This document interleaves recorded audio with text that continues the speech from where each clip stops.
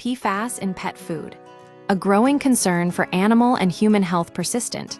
Forever chemicals are accumulating in pet food, particularly fish-based varieties, at levels that exceed human health thresholds in some cases.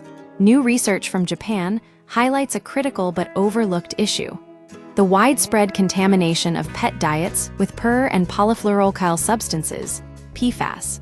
These synthetic chemicals, known for their environmental persistence, pose a potential health risk to both animals and, by extension, humans.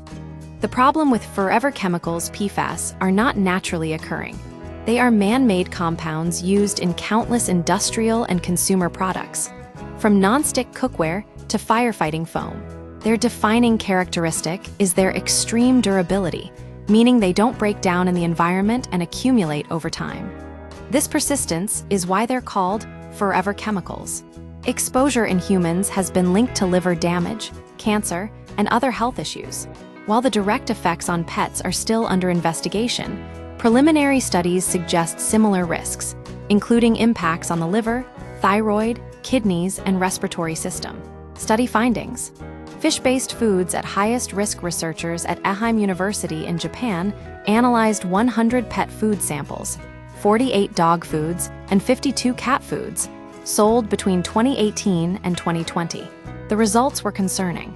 Several products contained PFAS levels exceeding the daily intake limits set by the European Food Safety Agency, EFSA, for humans. The highest concentrations were found in fish-based cat foods from Asia, the US, and Europe, with a Thai-made wet food registering particularly high levels. Dog food showed elevated PFAS in grain-based varieties, likely due to agricultural runoff and fish byproducts. Meat-based products generally contain the lowest concentrations. Why fish? The aquatic food chain, the higher contamination in fish-based foods, isn't accidental. Oceans act as a sink for many synthetic pollutants, allowing PFAS to concentrate within aquatic food webs. This means that predatory fish, commonly used in pet food, accumulate higher levels of these chemicals over time.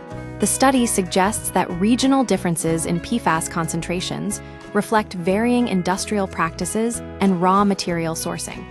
However, contamination is a global issue. What does this mean for pet owners? While the study doesn't indicate an immediate health crisis, it does underscore a crucial knowledge gap. Pet owners concerned about PFAS exposure should consider diversifying their animals' protein sources. Choosing meat-based diets over fish-based ones may reduce intake. However, the bigger issue is systemic. PFAS are ubiquitous in the environment, meaning exposure comes from multiple sources, not just pet food. A broader environmental problem, the presence of PFAS in pet food, isn't just about animal health. Companion animals act as sentinels of environmental contamination, reflecting the broader pollution burden affecting ecosystems and humans alike. More globally harmonized monitoring is needed to fully understand the extent of the problem and develop effective mitigation strategies. The study reinforces the urgency of reducing PFAS production and finding sustainable alternatives to these persistent, harmful chemicals.